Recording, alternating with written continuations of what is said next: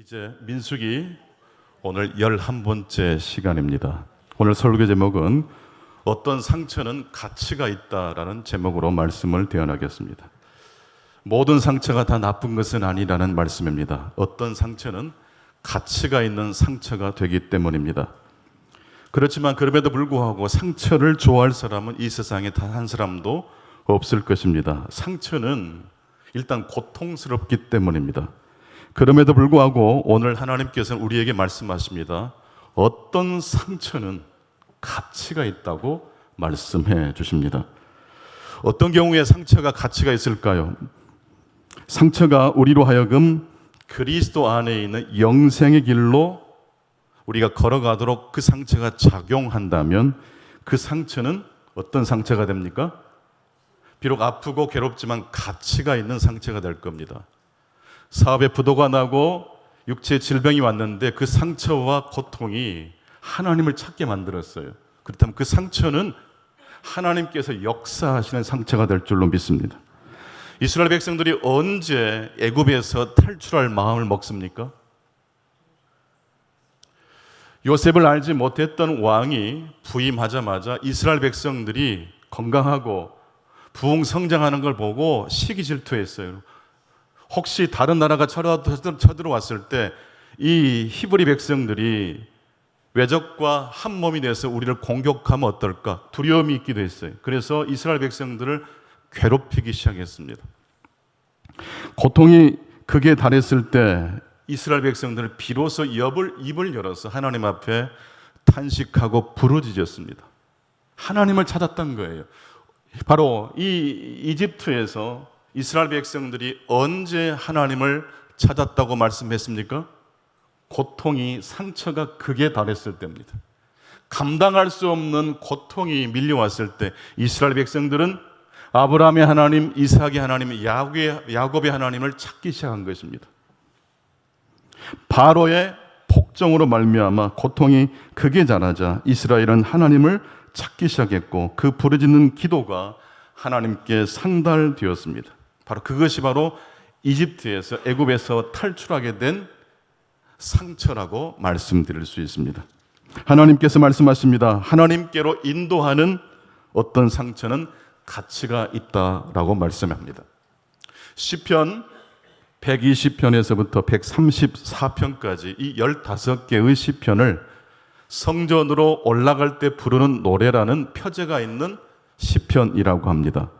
순례자들이 예루살렘 성전을 향해 올라갈 때 불렀던 노래가 시편 120편에서 134편까지의 이 15개 시편입니다. 그렇다면 순례자의 노래의 출발인 시편 120편은 어떤 내용으로 시작하고 있을까요? 시편 120편 1절과 2절은 이렇게 시작됩니다. 쉽게 번역된 메시지 성경이라는 성경으로 제가 읽어드리겠습니다. 공경에 처한 이 몸 하나님께 부르짖네 간절히 응답을 구하네 하나님 구해주소서 만면에 미소를 띠고 입술에 침도 바르지 않은 채 거짓말을 해대는 저들에게서 나를 구하소서. 지금 이제 예루살렘 성지를 향해서 출발을 앞에 둔 이 순례자가 첫 번째 부르는 노래는 어떤 노래입니까? 순례의 길을 걷게 돼서 감사합니다. 주의 은혜입니다가 아니라 공경에 처한 이 몸 너무 괴롭습니다라는 이 부르짖음으로 탄식으로 순례의 길을 시작하고 있습니다. 그러니까 이 시편 기자에게 있어서 상처는 어떤 상처입니까? 예루살렘 성전을 향하여 성지 순례하도록 이끌어준 상처였다는 것입니다. 즉 어떤 상처가 됩니까? 가치 있는 상처라고 말씀드릴 수 있습니다. 시편 120편은 공경에 처한 이 몸에서 시작해서 싸움을 걸어오는 저들이라는 문장으로 끝이 납니다. 시편 120편은 결코 즐거운 노래는 아니지만 사실 솔직하고 정직한 노래라고 말씀드릴 수 있습니다. 왜냐하면 우리가 살아가는 이 세상은 그렇게 아름답지 않습니다. 가을이 오고 열매가 익어가는 곡식의 계절이지만 우리의 일상의 삶은 고단하고 상처가 있고 예기치 못한 일들이 우리를 핥히고 지나갈 때가 많기 때문에 그렇습니다.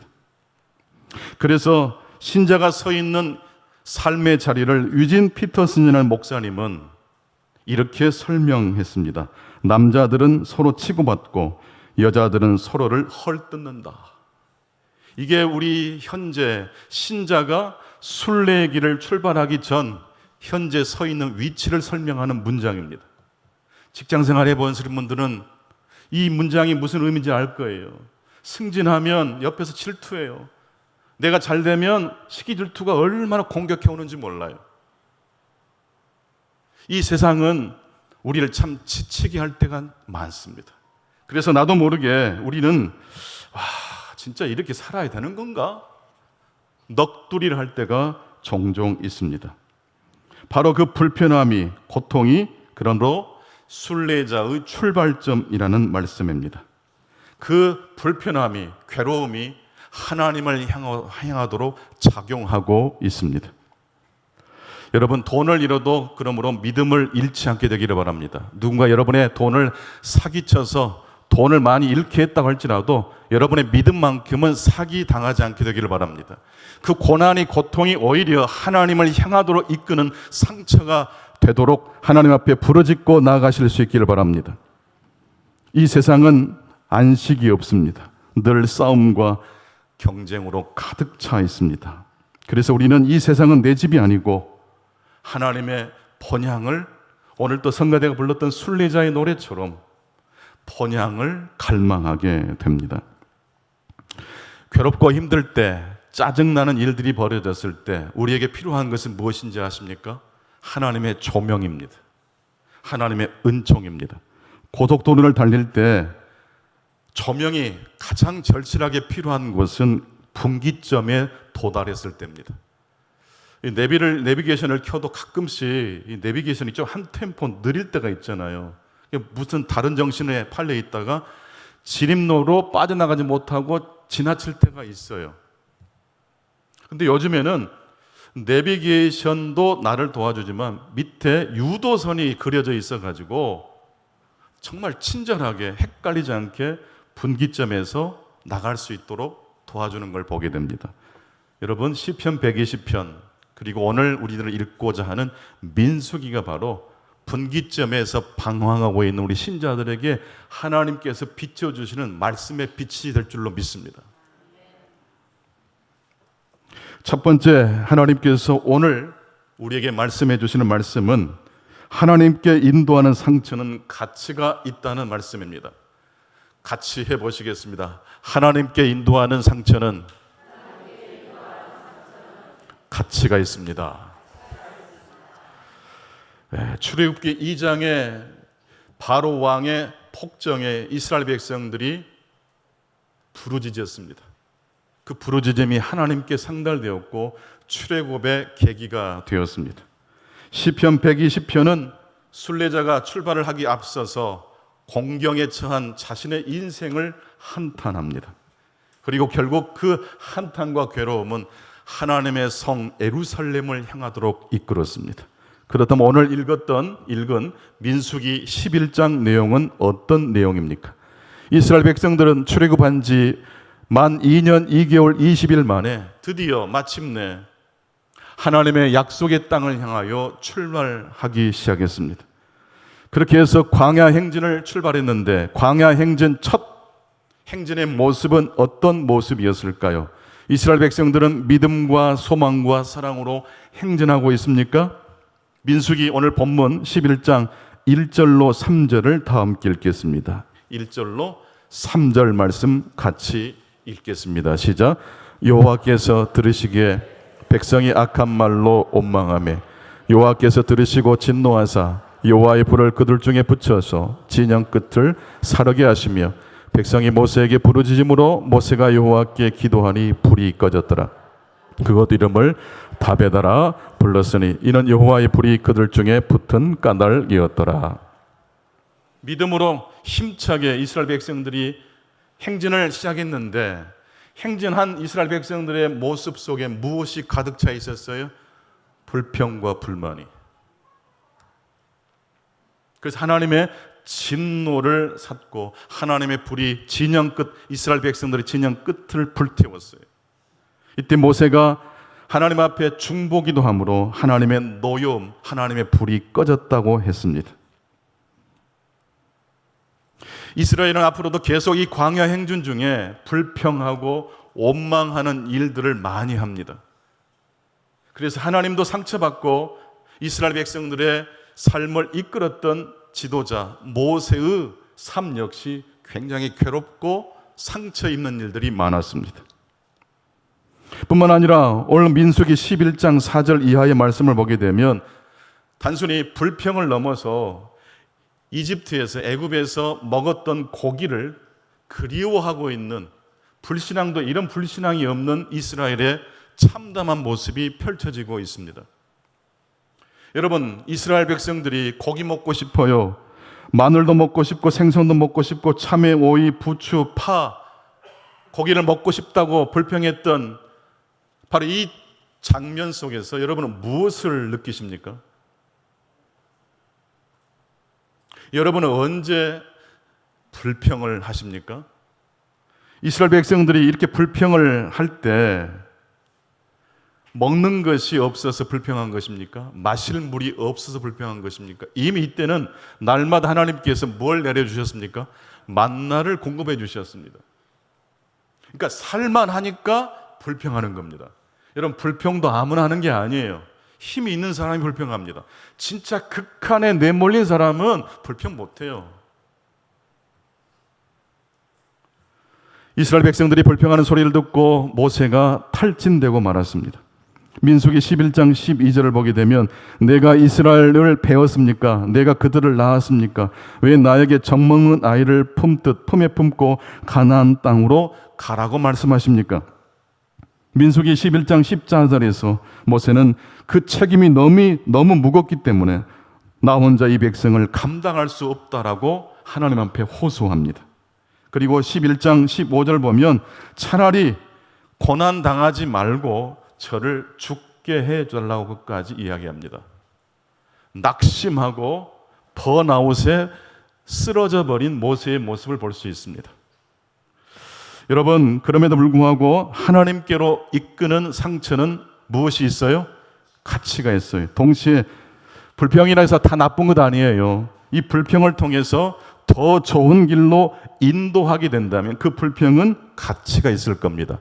오늘 두 번째 이 아침 주신 말씀입니다. 더 좋은 길로 인도하는 불평은 가치가 있습니다.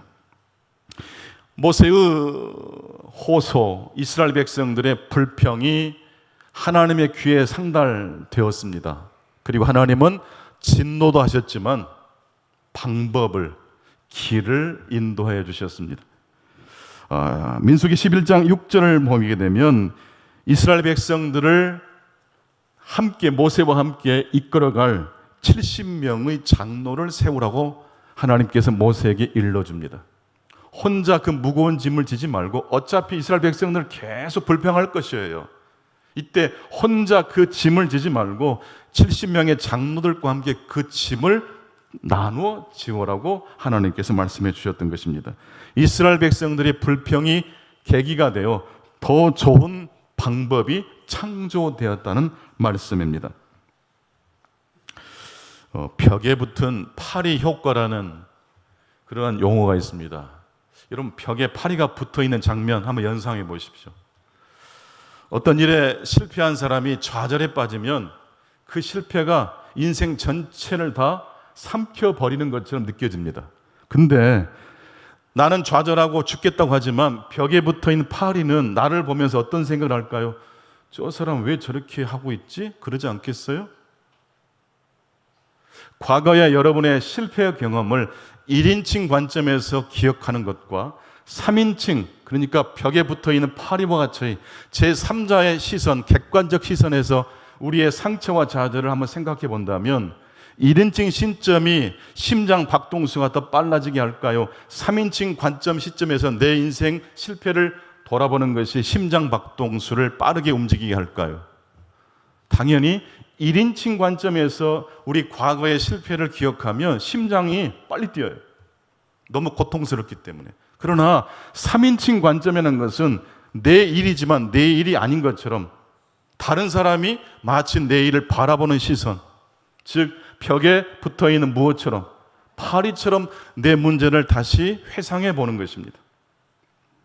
당장은 힘들지만 제3자의 시각으로 문제를 바라보면 사실 별일이 아닐 수 있고 또한 극복해낼 수 있는 통찰을 발견해낼 수 있습니다. 그런데 그럼에도 불구하고 좌절의 순간 파리의 시야를 갖는 것은 결코 쉽지 않습니다. 왜냐하면 사람은 감정의 동물이기 때문입니다. 별것 아니지만 막 낙심돼요. 모세 보십시오. 하나님이 얼마나 큰 은혜를 부어주셨습니까? 그러나 이스라엘 백성들이 고기 달라고 마늘 먹고 싶다고 불평하니까 죽여달라고 그러잖아요. 사람은 이성적 동물 같지만 대단히 감정에 휩싸이기가 쉽습니다. 말 한마디에 살고 말 한마디에 죽는 존재가 사람의 모습입니다. 그래서 우리가 힘들고 어려울 때는요, 믿음의 사람들, 존경할 만한 사람에게 상담하고 또 내 이야기를 나눌 수 있어야 합니다. 직장 안에서도 선배들에게 듣는 한마디가 내 인생의 좌절을 극복할 수 있게 해줍니다. 사실 또 자기 일이 아니기 때문에 다른 사람은 내 일을 객관적으로 말해주기도 쉽죠. 뭐 그거 너무 신경 쓰지 마, 다시 하면 돼. 선배가 후배에게 해주는 말입니다. 창피하게 생각하지 마. 사실 너는 굉장히 창피하게 생각할지 모르지만 너 일에 대하여 다른 사람들 별로 관심 없다. 그 선배의 이 한마디 말이 공경에 처해 있는 이제 막 직장에 입사한 신입사원의 관점을 열어주게 되는 것입니다. 이미 실패해버린 거 어떻겠어? 툴툴 털어버리고 다시 갈고 닦아서 다음에 잘하면 돼.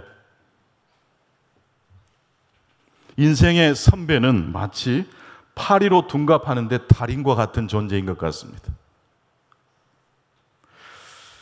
지난주일 설교 말씀 중에 왼손 피아니스트 이훈 선생에 대해서 제가 말씀을 나눴는데요.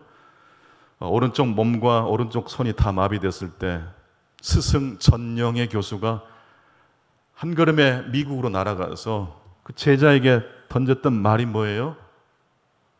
이 세상은 다 양손으로 피아노 연주하는 사람이 가득 차 있지만 그 중에서 네가 왼손으로 연주한다면 너는 정말 특별한 연주자가 될 거라. 그 한마디였어요. 전영의 교수가 제자 이훈에게 했던 말은 뭡니까? 벽에 붙어있는 파리의 시점에서 말을 해준 거예요. 지금 너의 고통이 인생 전체를 다 무너뜨릴 만한 고통처럼 보이지만 파리가 너를 바라보듯이 제3자의 시선으로 바라보면 하나님의 관점에서 보면 더 특별한 연주자의 길로 걸어갈 수 있는 계기가 될 수 있어. 어떤 상처는 그러므로 가치가 있습니다. 어떤 불평도 하나님께 가지고 나아가면 가치가 있을 수 있다는 것입니다. 이제 마지막 세 번째로 신자의 삶에 펼쳐지는 미로는 하나님 앞으로 인도함을 받는 미로가 되기 때문에 하나님 앞으로 인도하는 우리 신자의 인생 여정 미로는 가치가 있다는 말씀입니다. 같이 한번 해보시겠습니다. 하나님 앞으로 인도하는 미로는 가치가 있습니다. 불평하고 불만을 터뜨렸던 이스라엘 백성들에게 하나님께서 메추라기 떼를 보내주시고 보통 사람들도 10호멜 정도를 거두었다고 했습니다. 한 호멜이 220리터니까 엄청나게 거두어들인 거예요.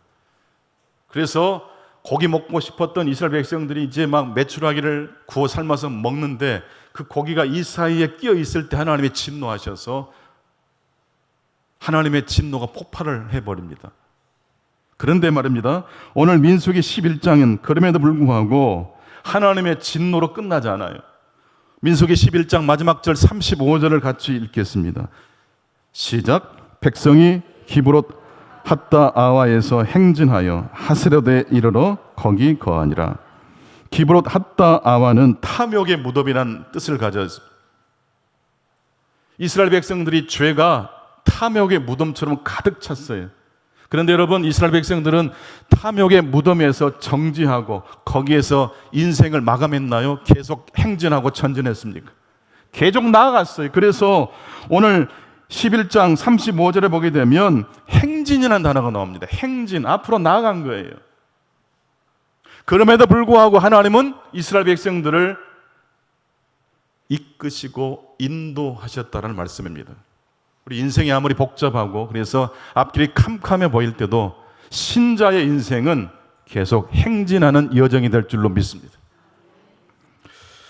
중세 유럽 성당의 바닥에는 미로 모양의 문양이 바닥에 새겨져 있습니다. 이런 모양인데요. 이 미로를 왜 성당 바닥이나 성당 주변에 새겨 놓았을까요? 기도와 묵상을 하기 위해서 그렇게 만들어 놓은 것입니다. 특히 샤르트르 대성당 바닥의 원형 미로가 아주 유명합니다. 왜 근데 이 미로 모양일까요?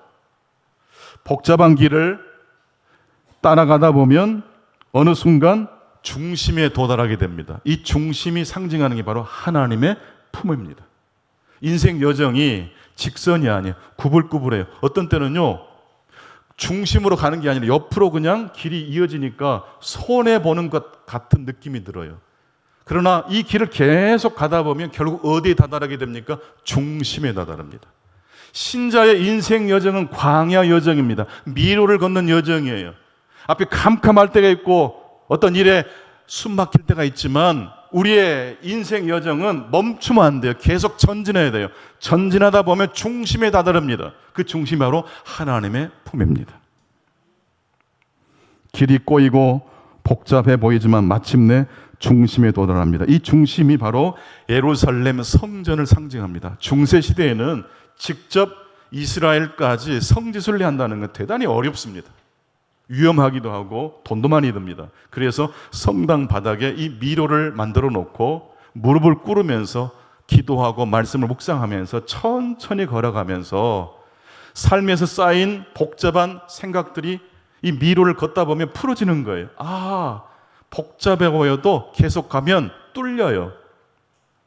탐욕의 무덤에서 이스라엘 백성들이 하나님의 진노를 받았지만 거기에 멈추지 않았던 것처럼 계속 가다 보면 중심점에 다다르게 됩니다.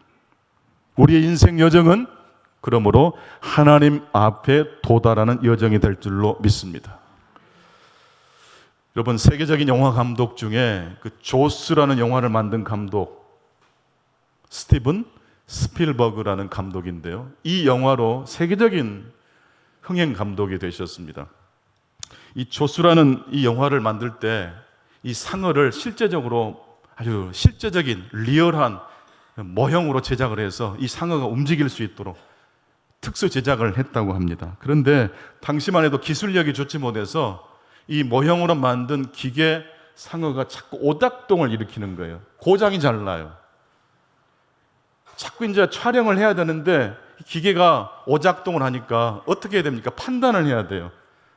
이 기계를 수리하고 아니면 다시 개선해서 영화를 찍을 것인가 아니면 다른 방법을 강구해야 될 것인가. 여러분 같으면 어떻게 하시겠습니까? 스티븐 스필버그 감독은 과감하게 다른 방법을 찾았습니다. 조스라는 이 식인상어 기계를 조작해서 사람을 뒤쫓는 것도 좋겠지만 음악 있죠. 두둥 두둥. 이 조스 하면 나오는 음악. 음향 효과로 공포를 만들었고요. 그 다음에 전체 그 상어의 모습을 보여주기보다도 상어의 관점에서 사람을 쫓는 조스의 시점에서 인간을 공격하는 그런 장면을 또 찍었어요. 그리고 사람들이 비명을 지르며 도망을 치고 바닷물 속에 피가 막 넘쳐나는 모습을 통해서 오히려 공포를 더 리얼리티 있게 묘사하고 연출해 낼 수 있었습니다. 만약 이때 스필버그 감독이 기계를 차근차근 수리한 다음에 영화를 찍었다면 이 영화 지금까지 못 찍었을 거예요.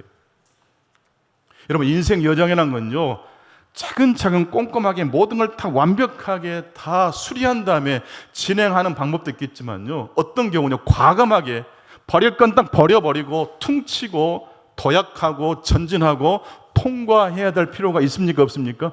있어요. 너무 복잡하게 문제를 붙들고 있으면 안 돼요. 그래서 우리 성도님들이 서로 만나면 우리 기도합시다. 하나님께 부르짖읍시다. 이 간단한 이 말 한마디가 우리를 살리는 거예요. 그렇다면 민수기를 통해서 그리고 오늘 우리의 삶에 늘 동행하신 하나님은 어떤 식으로 우리 신자의 삶을 연출하실까요? 오늘은 세 가지로 하나님의 연출 방법을 배웠습니다. 첫 번째, 어떤 상처는 하나님께로 인도하기 때문에 가치가 있습니다. 두 번째로, 어떤 불평은 더 좋은 하나님의 방법을 만들어내기 때문에 더 좋은 불평이 될 수 있습니다. 마지막 세 번째로, 신자의 인생 여정은 결국 하나님 앞으로 인도하는 무엇이 됩니까? 미로가 됩니다. 이 하나님의 연출 방법을 이 한 주간 묵상하시면서 복잡하고 힘든 인생 여정이지만 계속해서 행진하시고 나아가시는 중광의 모든 성도님들 되시기를 축복합니다.